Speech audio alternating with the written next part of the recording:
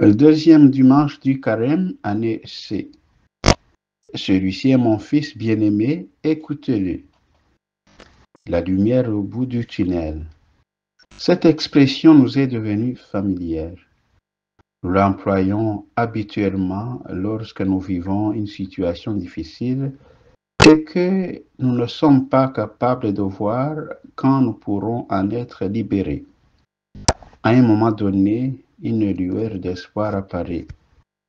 Nous sommes en plein dans le tunnel. Nous sommes quasiment sans espoir. Mais au fond de nous subsiste encore une espérance. Ça ne peut pas durer toujours. Cette situation se doit de changer, d'évoluer. La lueur d'espoir, c'est ce qui s'appelle la lumière au bout du tunnel. Un rayon de soleil après plusieurs jours pleins de gros nuages.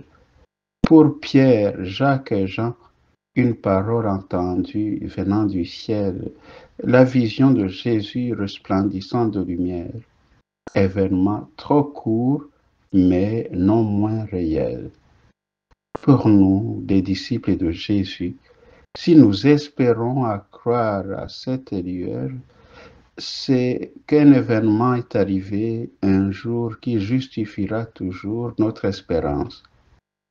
Cet événement, c'est la résurrection qui viendra éclairer tout le reste. Mais avant même la résurrection, il y eut la transfiguration. Qu'est-ce que la transfiguration, sinon un trou dans les nuages ouverts sur l'infini? Qu'est-ce que la transfiguration, sinon la grâce de connaître d'avance ce qui nous attend? Non, nous ne pouvons pas rester indéfiniment dans le tunnel. Il y aura toujours une lueur au bout. La transfiguration en était l'annonce. La résurrection en était l'accomplissement. Vivre la transfiguration, c'est vivre parfois, pas souvent, mais parfois des moments intenses de joie et de paix avec son Dieu. Des instants de recueillement, parce que nous sentons une présence bienfaisante qui veille sur nous. Nous pourrons toujours nous dire que cette présence, si sûrement ressentie à l'occasion d'un temps d'arrêt ou d'une brève accalmie, se devrait aussi d'être là dans les temps plus difficiles ou dans les combats du quotidien. Jésus a eu besoin d'être transfiguré. Les disciples ont eu besoin de voir Jésus transfiguré.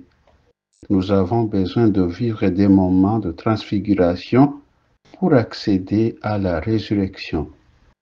Le jour de la transfiguration, le voile se lève sur la personne de Jésus. Il est la voie à écouter et le chemin à suivre. En lui, l'alliance de Dieu trouve son achèvement. Prions. Comme il est bon, Seigneur, de nous retrouver dans ce lieu de prière où tu nous rassembles. Tu nous donnes de voir ton visage éblouissant d'amour et de lumière. Que l'espérance et de joie dans notre marche vers Pâques, béni sois-tu, Seigneur. Tant de personnes vivent dans l'obscurité, défigurées par la violence, la solitude et le rejet. Que ton esprit nous tienne en éveil devant leur tristesse et leur souffrance.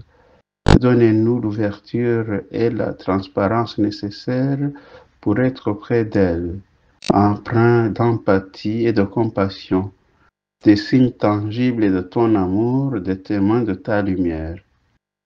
Tu comptes sur nous pour laisser rayonner dans notre entourage ton être lumineux.